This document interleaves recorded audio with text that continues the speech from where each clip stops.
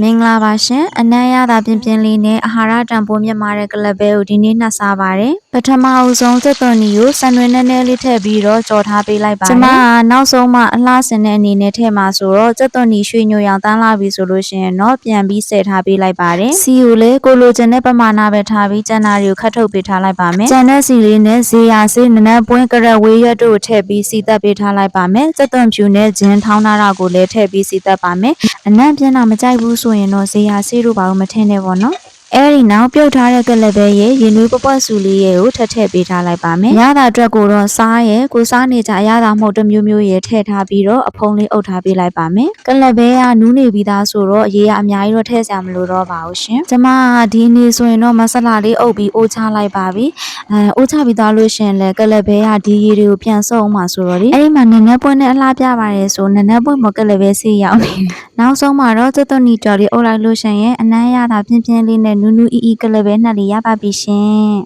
အမေးပိုက်ထဲမှာတည်းကငပိရေစားပြီးကြီးလာခဲ့တာမို့ငပိရေမြင်တစ်စက်စက်တုံတဲ့ဖွဲ့ထဲမှာကျမလည်းပါပါတယ်ဘာလို့တော့ဆိုတော့မစားရရင်မနေနိုင်လို့ပါအုံနောက်နဲ့နှလုံးသားကစားရမယ်မစားရဘူးစားရမယ်မစားရဘူးနဲ့အမြဲတမ်းလွန်ဆွဲနေတဲ့အထဲမှာဒီငပိရေကထိတ်ဆုံးပါဒါပေမဲ့ရွာကျမအမျိုးရည်နဲ့ကျမတငယ်ချင်းထည့်ပေးလိုက်တဲ့လက်လုံးငပိဆိုတော့စားတဲ့နဲ့ထဲမှာပါတယ်လို့ဆုံးဖြတ်ချက်ချလိုက်ပါတယ်ငရုတ်သီးကြော်တိုင်းလဲလားဟုငရုတ်သီးလားအာခါငရုတ်သီးလားဆိုပြီးဝေခွဲများတဲ့ထဲမှာဒီငရုတ်သီးလဲပါပါတယ်ကျမငရုတ်သီးကိုငရုတ်သီးလို့ပဲမြင်ပေမဲ့ကျမအမျိုးသားကလားဟုငရုတ်သီးမို့ဆက်တယ်လို့ပြောလိုက်အာခါငရုတ်သီးမို့ဆက်တယ်လို့ပြောလိုက်နဲ့သူအဲ့လိုပြောခါများခါကြတော့ကျမလည်းအတွေးနှဆဖြစ်သွားပါလားဟုငရုတ်သီးပဲဖြစ်ဖြစ်အာခါငရုတ်သီးပဲဖြစ်ဖြစ်ဆက်တာတော့အသေးကြပါပဲရှင်အတော်ငရုတ်သီးအလုံးမုံမွေးဆက်ဆက်ကလေးရဲ့လက်လုံးငပိချွချွလေးရဲ့ပေါင်းဆက်လိုက်တော့ဘလို့ရတာထွက်လာမလဲဆိုတော့ငပိရေကြိုက်တဲ့သူတွေကတော့ပြောစရာလိုမှမထင်ပါဘူးရှင်ငပိရေကျိုးပြီးဆိုရင်ကျမမျိုးသားဟင်းအနဲ့တွဲစားရကြိုက်တယ်ကျမကအသားပြုတ်တို့အသားကြော်တို့နဲ့တွဲစားရပဲကြိုက်တယ်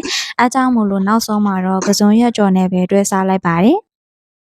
ပြန်ဟင်းလေးပါချမှမသိဘူးဆိုဒီအတွဲဆက်လေးရှိရနော်တိုးဘူးကြော့အလွယ်ဝယ်လို့မရဘူးဆိုရင်တော့ပဲပြားလေးစားထိုးလိုက်ပေါ့နော်ပထမဦးဆုံးခန်းချင်သီးရဲ့စက်သွန်ဒီစက်သွန်ဖြူထောင်းထားတာရဲ့စားရဲ့အချို့မဟုတ်ရဲ့စီရဲ့ငရုတ်သီးစိမ်းရဲ့ငပိအနှဲငယ်ကိုထည့်ပြီးတော့လုံးချက်လေးချက်ထားပေးလိုက်ပါမယ်စီရတော့ကလပဲနဲ့တုံးကစက်သွန်ဒီကြော်တုံးကပိုတဲ့စီကိုဖယ်ထားရလေးရှိရလေအဲ့ဒီစီကိုပြန်သုံးထားပါခန်းချင်သီးအတော်သင်းလိပ်ပြီးရေခမ်းစီပြန်ပြီးဆိုတော့မှရှမ်းတို့ဘူးကြော်လေးကိုအလဲကနေနှစ်ချမ်းချမ်းပြီးတော့ရေနည်းနည်းလေးထိုးပြီးတော့ပုံမွေဒီမွေလေးလုံးလိုက်လို့ရှင်ရပါပြီအနံ့အတွက်ကိုတော့မိမိနှစ်သက်ရာအရွက်တစ်မျိုးမျိုးပေါ့နော်ကျမကတော့ဖက်ဖယ်ရွက်ကြိုက်တာဖြစ်တဲ့အတွက်ဖက်ဖယ်ရွက်ကိုထည့်ထားပေးလိုက်ပါတယ်ဒါကတော့ဖက်ဖယ်ရွက်မမြင်ဘူးတဲ့ကျမညီမလေးများအတွက်ပါဒီအရန်ဟင်းလေးရချက်ရတာဘယ်လောက်မြန်လဲနော်ကြည့်ရှုပေးတဲ့အတွက်ကျေးဇူးတင်ပါတယ်ရှင်